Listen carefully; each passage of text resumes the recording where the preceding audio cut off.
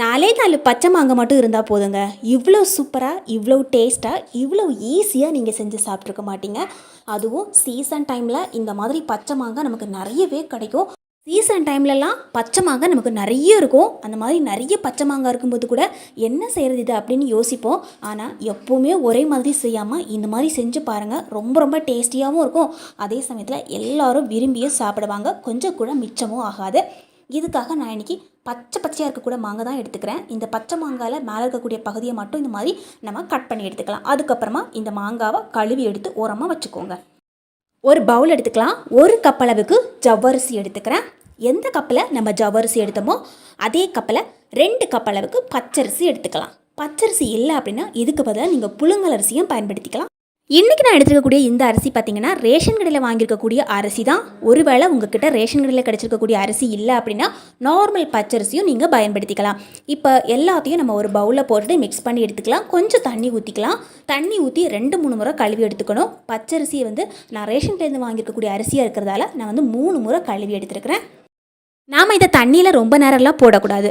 போட்ட உடனேயே கழுவி எடுத்துடணும். அப்படி போட்டோன்னா ஜவ்வரிசி உடனடியாக ஊற ஆரம்பிச்சிடும். இப்போ கழுவிட்டு இந்த தண்ணியை மட்டும் வடிகட்டி நம்ம எடுத்துக்கலாம். இப்போ தண்ணியை ஃபில்டர் பண்ணி எடுத்து வச்சுட்டேன். இப்போ நம்ம ஒரு குக்கர் எடுத்துக்கலாம். குக்கர் இல்லை அப்படின்னா சாதாரணமான ஒரு பரந்த பாத்திரத்தை எடுத்துக்கோங்க. நம்ம கழுவி வச்சுருக்கக்கூடிய எல்லாத்தையும் இந்த பாத்திரத்தில் அப்படியே சேர்த்துக்கலாம்.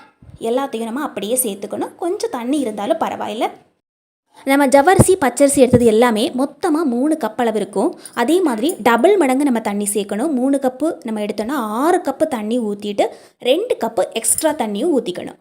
ஏற்கனவே நம்ம கழுவி வச்ச மாங்காயும் சேர்த்துக்கலாம். மொத்தமாக தண்ணி அளவு 8 கப்பு ஊற்றிருக்கிறேங்க. கழுவி வச்ச மாங்காய் எல்லாத்தையும் நம்ம அப்படியே இதில் சேர்த்துக்கலாம். இதே மாதிரி மாங்காவை முழுசாக தான் போடணுமா, கட் பண்ணியெல்லாம் போடக்கூடாதா அப்படின்னு கேட்டிங்கன்னா கட் பண்ணியும் போட்டுக்கலாம். கட் பண்ண மாங்காய் இருக்குதுன்னா கட் பண்ணி கூட நீங்கள் சேர்த்துக்கலாம். இப்போ நம்ம குக்கரை க்ளோஸ் பண்ணி விட்டுடலாம்.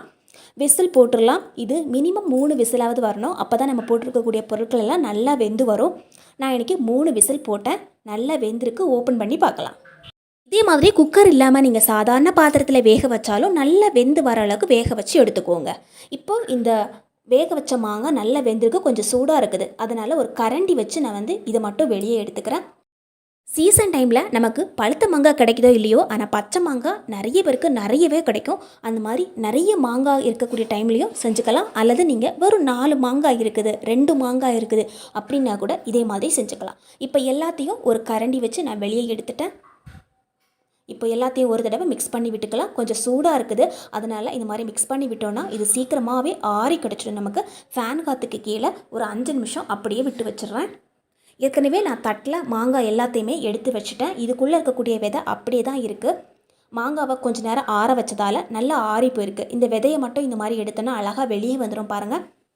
கை வச்சு நசுக்கி எடுத்தோன்னா அந்த விதைகள் மட்டும் நமக்கு தனியாக வரும்.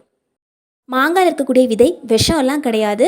அதுவும் ஒரு சாப்பிடக்கூடிய பொருள் தான் அப்படின்னு சொல்கிறாங்க. விதையை வேக வச்சுட்டு உங்களுக்கு போடணும்னு தோணுச்சுன்னா போடக்கூட செஞ்சுக்கலாம். நான் இன்றைக்கி போடலை. விதையை மட்டும் தனியாக பிச்சு இந்த மாதிரி எடுத்துக்கிட்டேன். இப்போ நம்ம ஒரு மிக்ஸி ஜார் எடுத்துக்கலாம். ஏற்கனவே வேக வச்சுக்கக்கூடிய இந்த மாங்காய் எல்லாத்தையும் நான் அப்படியே இதில் சேர்த்துக்கிறேன். அது இருக்கக்கூடிய தோலையும் நம்ம மிஸ் பண்ணாமல் அப்படியே சேர்த்துக்கணும். அப்போ தான் நமக்கு அந்த மாங்காயில் இருக்கக்கூடிய ஃபுல் ஃப்ளேவரும் கிடைக்கும். இப்போ நம்ம எல்லாத்தையும் மிக்ஸி ஜாரில் எடுத்து போட்டுட்டோம். இதுக்கு தேவையான அளவுக்கு காரம் சேர்த்துக்கணும். 2 பச்சை மிளகாய் மட்டும் எடுத்துக்கிறேன். இதுக்கு பதிலாக நீங்கள் வரமிளகாவும் சேர்த்துக்கலாம். நல்லா காரமாக இருக்கக்கூடிய பச்சை மிளகாய் 2 மட்டும் சேர்த்துக்கிட்டேன். ஒரு சின்ன பீஸ் இஞ்சி எடுத்துக்கிட்டேன். இந்த மாதிரி சின்னதாக கட் பண்ணி சேர்த்துக்கலாம். அப்போ தான் இதில் நல்லா அரைஞ்சு கிடைக்கும்.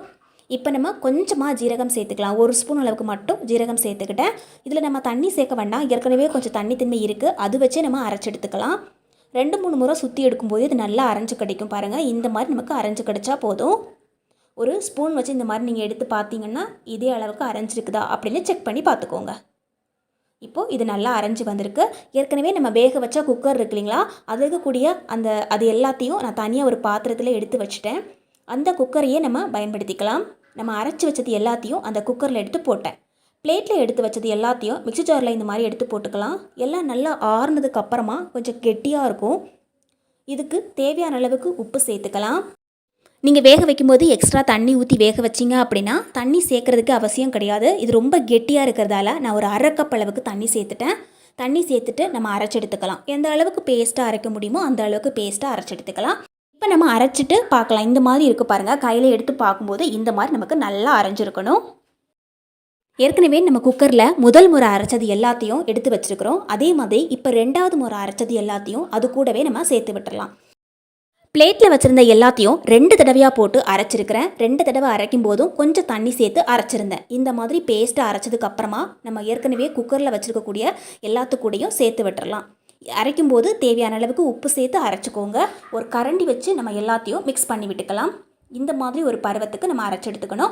ரொம்ப தண்ணியாகவும் இருக்கக்கூடாது, ரொம்ப திக்காகவும் இருக்கக்கூடாது. நமக்கு மிக்ஸ் பண்ணி முடிச்சதுக்கு அப்புறமா தேவையான அளவுக்கு உப்பு காரம் இருக்குதான்னு நம்ம செக் பண்ணி பார்த்துக்கலாம். இப்போ நான் செக் பண்ணி பார்க்கும்போது கொஞ்சம் உப்பு கம்மியாக இருந்தது. கொஞ்சம் தண்ணி ஊற்றி எல்லாத்தையும் மிக்ஸ் பண்ணி விட்டுட்டேன்.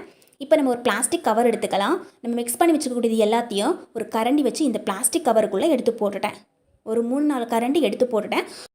இந்த பிளாஸ்டிக் கவரோட நுனி பகுதியை ஒரு கத்தரிக்கோல் வச்சு இந்த மாதிரி நம்ம கட் பண்ணி விட்டுக்கலாம். ரொம்ப பெரிய ஓட்டையும் கட் பண்ணக்கூடாது, ரொம்ப சின்னதாகவும் நம்ம கட் பண்ண வேண்டாம். ஓரளவுக்கு இந்த மாதிரி ஒரு சைஸில் இருக்கணும்.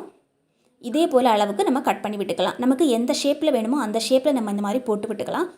குழந்தைங்களுக்கு பிடிச்ச மாதிரி ஏபிசி, சர்க்கிள், ட்ரையாங்கிள் இப்படி வேறு ஏதாவது ஷேப்பில் உங்களுக்கு போடணும்னு தோணுச்சுன்னா அப்படி கூட நீங்கள் போட்டு விட்டுக்கலாம். அல்லது ரொம்ப சிம்பிளாக இந்த மாதிரி ஒரு லைனாக கூட போட்டு விட்டுக்கலாம்.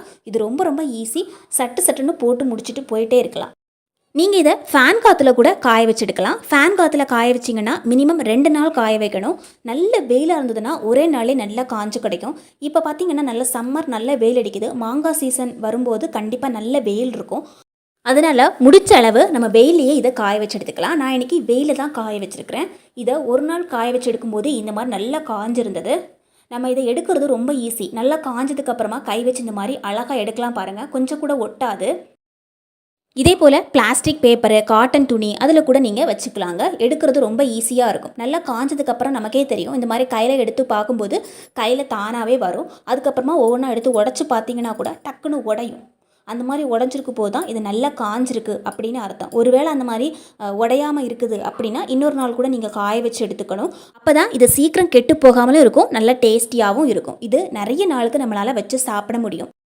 மாங்காய் சீசன் வரும்போது மட்டும்தான் நம்மளால் இந்த மாதிரி நிறைய மாங்காய் வச்சு செய்ய முடியும். ரொம்ப டேஸ்டியாகவும் இருக்கும். உங்களுக்கு பச்சை மாங்காய் சாப்பிடணும், மாங்காவோட ஃப்ளேவர் ரொம்ப பிடிக்கும் அப்படின்னா மாங்காய் சீசன் வரும்போது இதை கண்டிப்பாக மிஸ் பண்ணாமல் செஞ்சு வச்சுக்கோங்க.